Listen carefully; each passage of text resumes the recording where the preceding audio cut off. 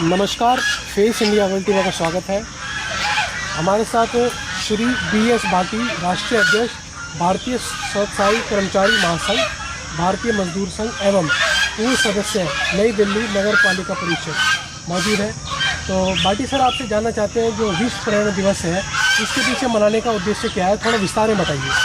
ये कोई अब से लगभग 45 वर्ष पूर्व 1972 में एक स्टॉकहोम में एक जो विश्व पर्यावरण सम्मेलन आयोजित किया गया, और उसमें वैसे तो इस पर चिंता 1960 से शुरू हो गई थी, लेकिन 1972 में इसका जो है एक यानी समाज में पर्यावरण के प्रति जागरण पैदा करने के लिए, चेतना पैदा करने के लिए सामाजिक और राजनीतिक, उस पर जो है 1972 में स्टॉकहोम में एक विश्व पर्यावरण सम्मेलन का आयोजन किया गया।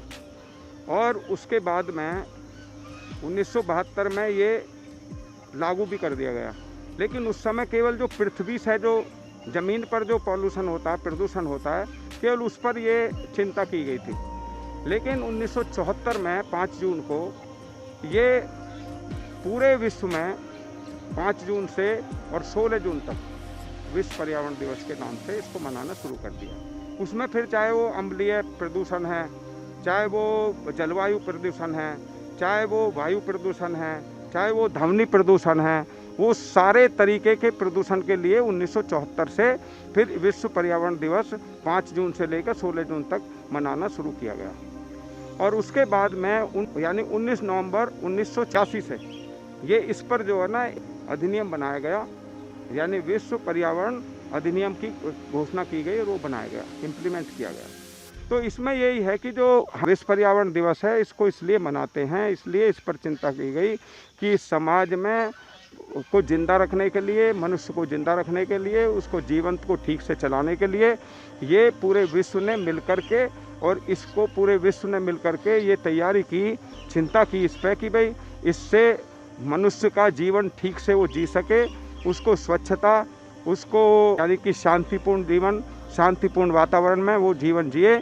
इसलिए जो पॉल्यूशन जो हो रहा है, इस पर लगाम लगानी चाहिए, हमें रोक लगानी चाहिए।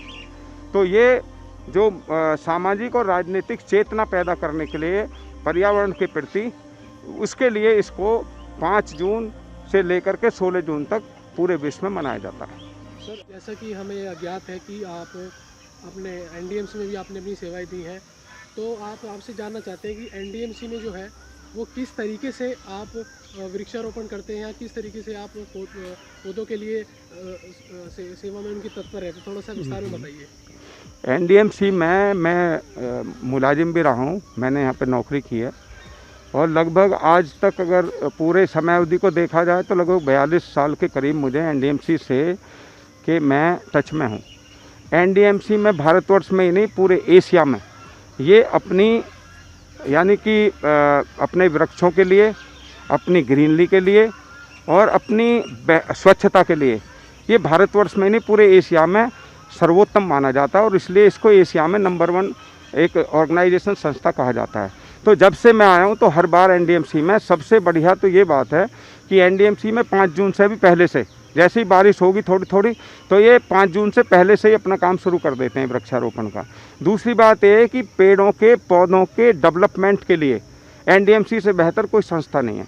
यानी जब हम पेड़ जो लगाते हैं, उसके बाद हमारे पेड़ कितने पेड़ वो बचे, यानी मरने से बचे, वो कितने पेड़ डेवलप हो गए, कितने पेड़ जिंदे रहे, तो उस पर जो NDMC में समय पर खाद, समय पर पानी, उनकी देखभाल की जाती है। इसलिए जितने हम वृक्षारोपण, पौधारोपण करते हैं, उसमें NDMC में जो उनके स्वस्थ होने की, उनके बढ़ोतरी होने की, और जो हमारे पेड़ों की जो बचने की, यानी मरने से बचने की जो संख्या है, जो उसकी तादाद है, जो उसका अनुपात है, वो पूरे देश में सबसे ज़्यादा है।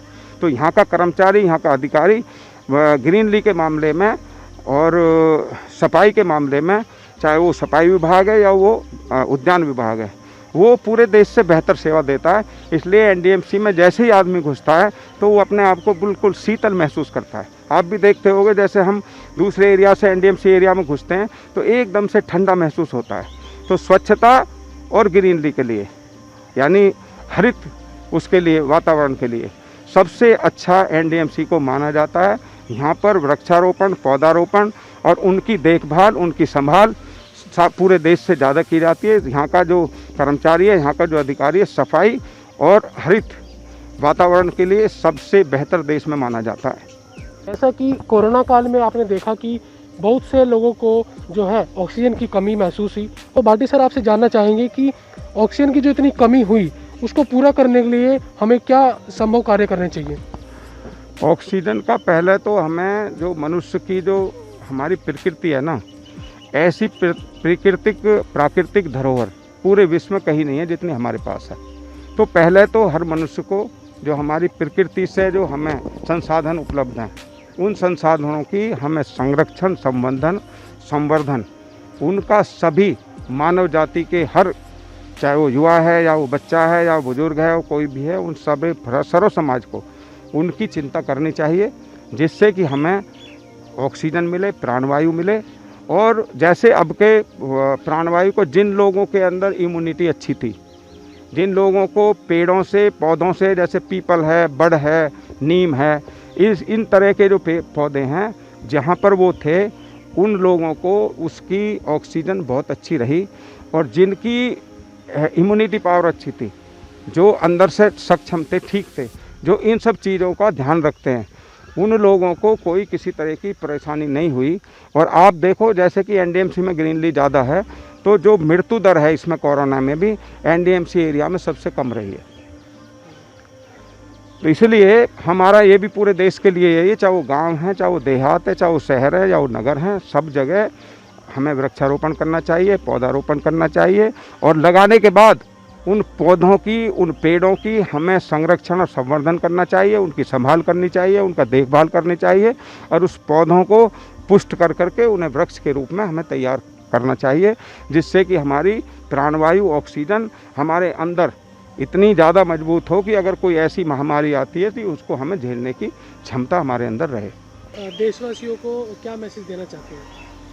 देशवासियों को हम यही मैसेज देना चाहते हैं कि वैसे तो अब काफ़ी दिन से समाज में चेतना आ गई है, समाज में जागरण भी हो गया है और समाज इस पर चिंता भी करती है।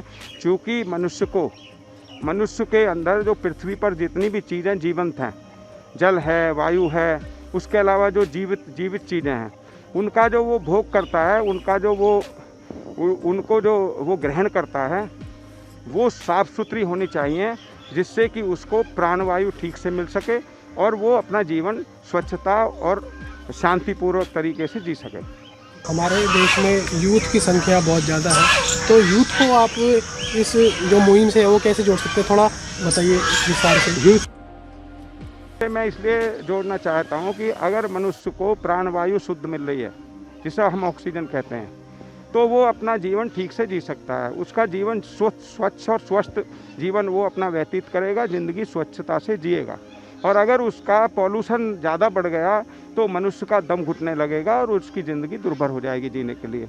तो इसलिए चाहे वो यूथ हो, चाहे वो बुजुर्ग हो, चाहे वो जवान हो, उन सबको मिल कर के इस प्रदूषण के प्रति पूरे समाज में चेतना पैदा करनी चाहिए, जागरण पैदा करना चाहिए। इस हर आदमी को पेड़ लगाना चाहिए और जहाँ जहाँ जिन जिन कारणों से पॉल्यूशन होता है, प्रदूषण होता है, उन कारणों से हमें उन पर ध्यान देना चाहिए और वो पॉल्यूशन ना, उसके लिए तरह तरह के आयाम हमको करने चाहिए। चाहे वो पेड़ लगाने चाहिए, चाहे हमें स्वच्छता रखनी चाहिए, चाहे हम ध्वनि प्रदर्शन पर हम गौर करें। यानी मनुष्य को किसी भी कार्य को, ये कहा गया है कि सरकारें किसी भी कार्य को यानी सिरे तक नहीं पहुंचा सकती या उस पर लगाम नहीं लगा सकती गलत गतिविधि पर, जब तक समाज में जागरूकता ना हो। तो ये थे हमारे साथ बीएस भाटी जी, जो एनडीएमसी के एक्स मेंबर रह चुके हैं। इस वीडियो को आप ज़्यादा से ज़्यादा शेयर कीजिए, लाइक कीजिए, कमेंट कीजिए, क्योंकि ये वीडियो एक मैसेज देना चाह रही है। भाटी सर की तरफ से एक मैसेज गया है कि हमें पर्यावरण को कैसे सही रखना है। पर्यावरण को सही रखेंगे, पेड़ पौधों को सही रखेंगे, उनकी सेवा करेंगे, उनकी रक्षा करेंगे, तभी हम आने वाले हमारी पीढ़ी हमारी बच पाएंगी। धन्यवाद।